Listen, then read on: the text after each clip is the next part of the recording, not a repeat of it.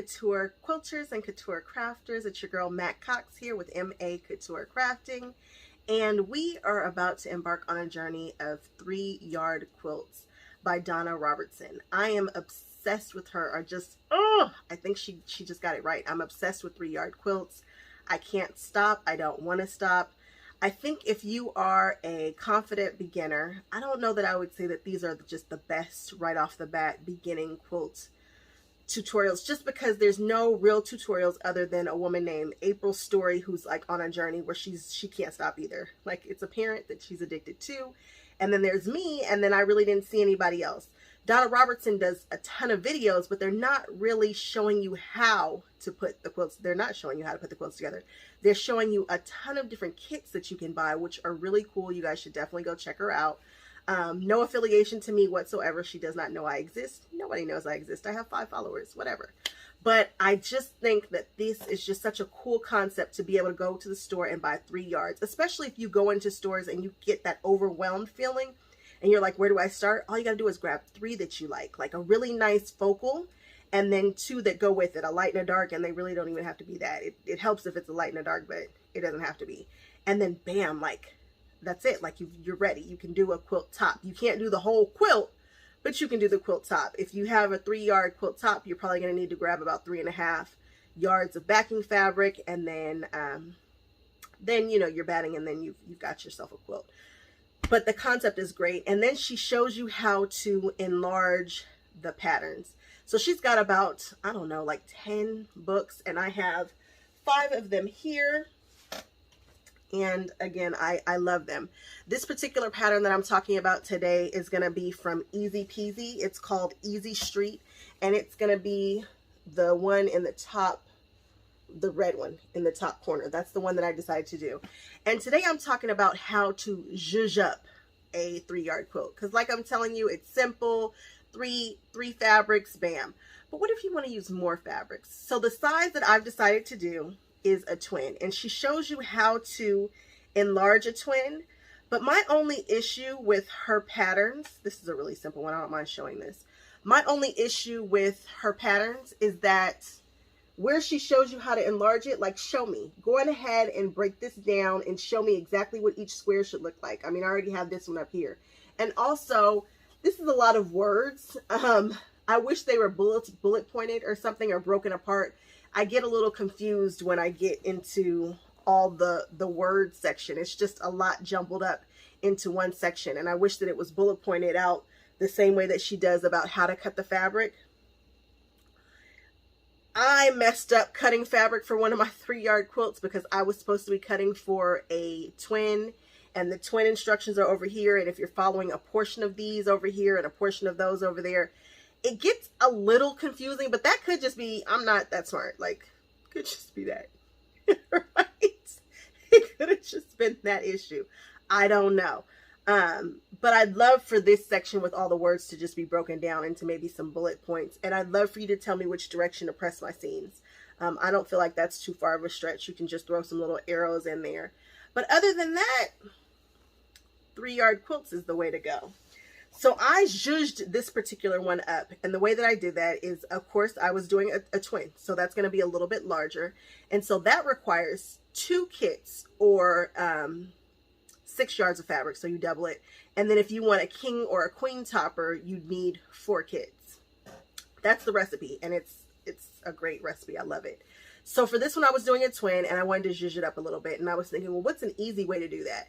So the way that she breaks them down is your fabric 1, your fabric 2, and your fabric 3. It'll work with any fabrics. You don't have to necessarily buy one of her kits. This is not one of her kits. I decided to take that fabric 1, and for a twin, I would need 2 yards. But instead of just doing 2 yards of one fabric, I did 2 yards of 4 different fabrics. So I got a 1/4 yard cut of four different fabrics. And that gave me this guy here, which I am obsessed with. This is a charity quilt, and I'm having a hard time giving it away because I'm kind of in love with it. It's all the things. It gives me all the feels.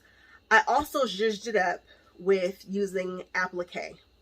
These quilts, her patterns lend themselves to applique work so hard. It's like she's like, please put something in this box. if you'll see, a lot of her patterns have tons of like big spaces with big boxes, and you're like, what is it? And if you don't have a case fabric with some big, beautiful, it's like, what can I do with that? And so I chose to zhuzh this up with some applique. And I use my Accuquilt machine to do so. I have all 3 sizes. I like them. I think they are a really good investment.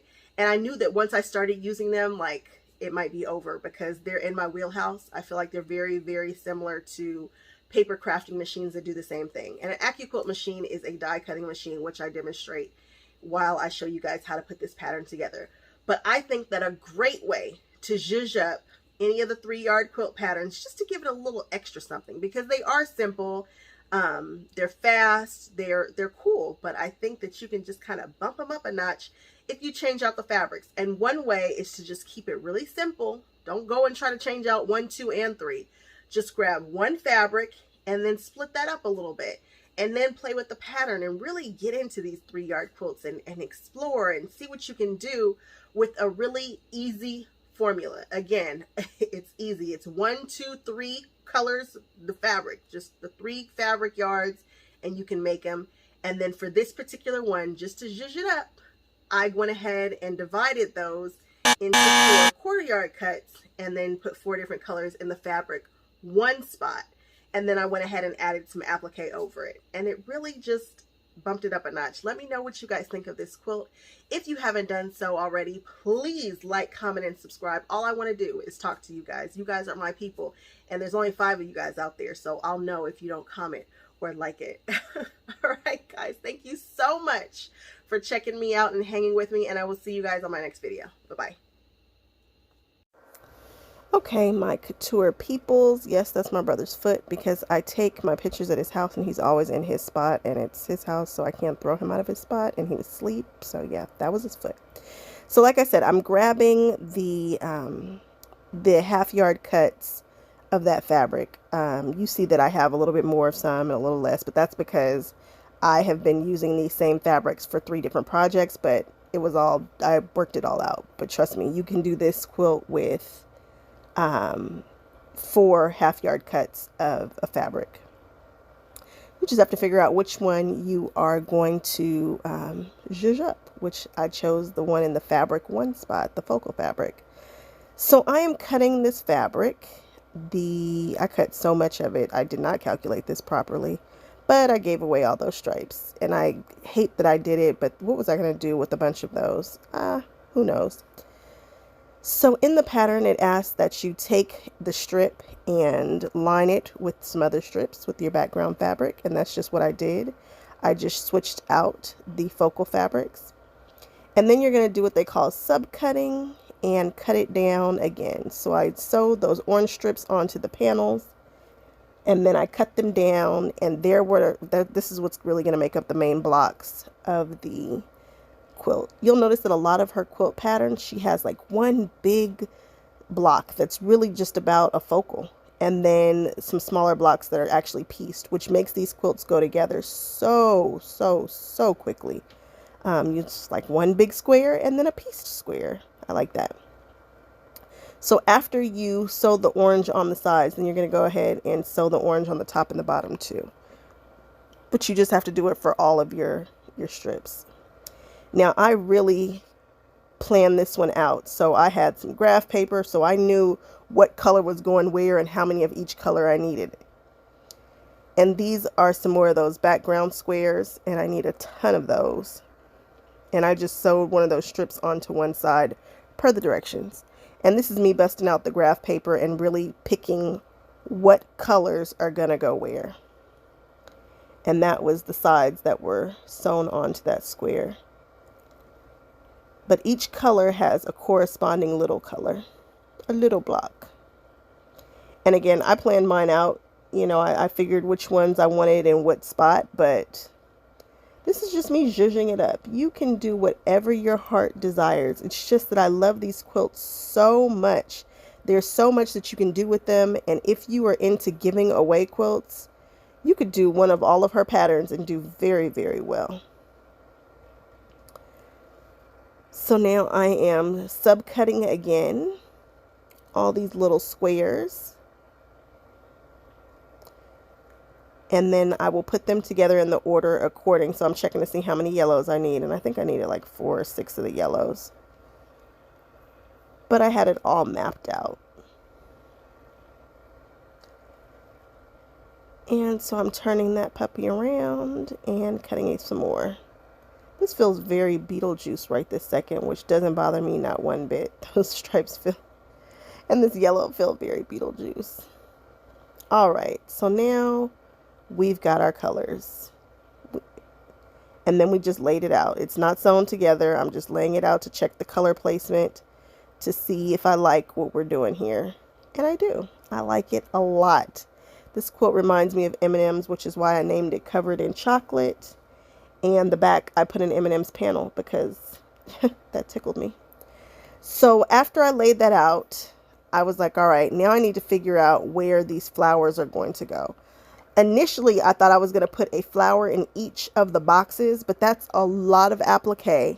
And I didn't actually know the sizes of these flowers. This is the first time that I'm using this particular die, and I didn't know what the size was going to be. So, surprise. I'm making sure to back the applique with double-sided fusible. And I decided that I wanted the centers of the flowers, instead of being rainbow, I wanted them to be black and white polka dots. I wish that the polka dots were just a tad bit smaller, but you get what you get and you do not throw a fit.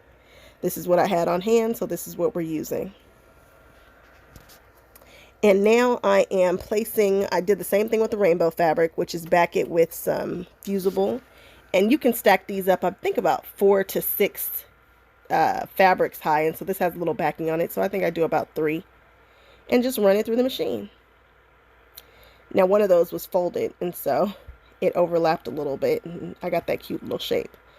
But this die cuts out several different sizes of petals, so you have to figure out which size works best for you. That large petal is huge. And I know it said some dimensions on the box, but I don't know. I didn't know how big this was. So I had to work with it. I thought I was going to be able to fit all of these in that square. Yeah, not even a little bit. But again, doing a bunch of these it was time consuming enough as it is, and it would have been way more time consuming if I had put one of these little flowers in each box. So instead I got creative. I used my creativity to figure out how I could utilize that huge flower, because that big flower does not fit anywhere near this box. And this is a good size box, so whatever, no worries. And there's a bunch of different ways you can put this together. There's no right or wrong amount of petals. You do what you feel. You do what you think looks best.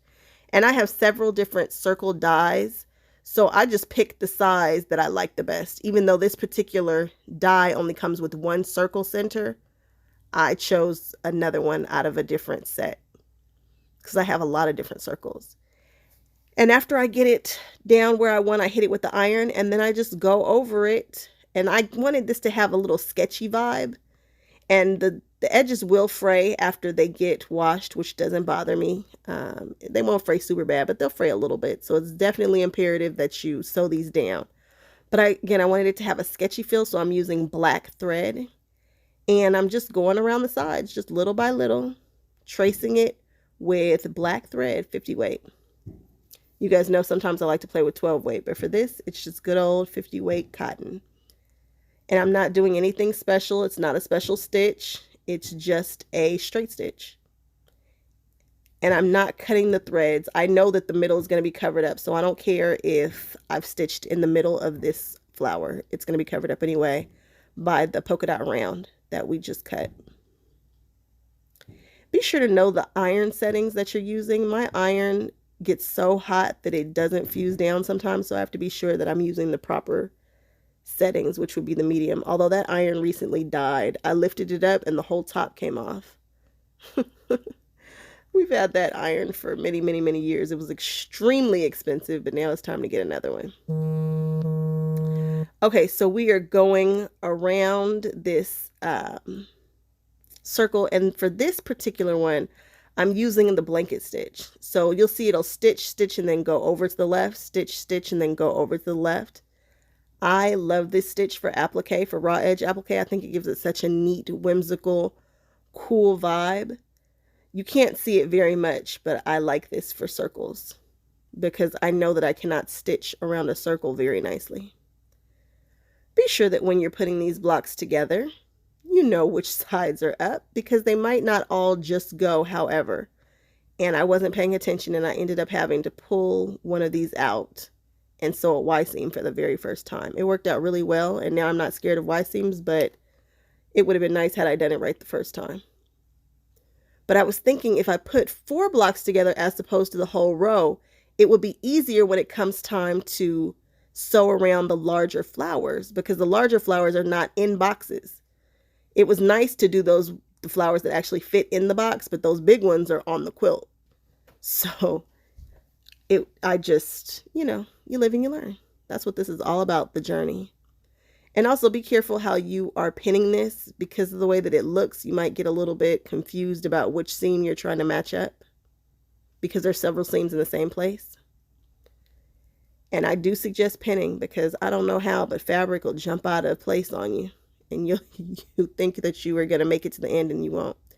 So this is what I was talking about. This big flower goes across multiple blocks. It's not sitting in one block.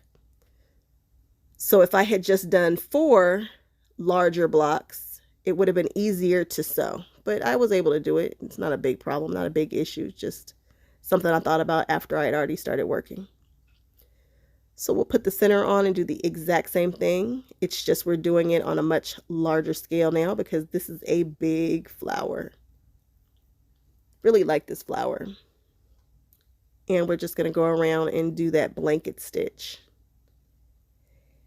And it'll jump over, and then it'll jump over again. And I'm leaving that needle as close to the circle as possible, but I'm actually not sewing on the circle. I'm sewing right next to it. The only thing that's adhering that circle to the quilt is when it jumps over, and also that permanent fusible adhesive that I use. But other than that, that's all that's holding it down. So here's where I got smart and decided, okay, we'll just sew 4 of the bigger blocks together, and then we will attach that afterwards, so that I'm just not pulling so much of the quilt through the machine. And that's where it was backwards. And I had to fix it. And I did a Y-seam. I just ripped it out, and I'm showing you, and then I just sewed it back together. Down one side, stop 1/4 inch, and down the other side, and it worked out perfectly. Y-seams do not have to be scary. Thank you, Patsy Johnson Quilts, for telling me that Y-seams aren't scary. They're not. It seems like they're scary, but they're not. I had a little overhang there. I just did a little quick correction. Yep, that's what I do. I'll just nip it off.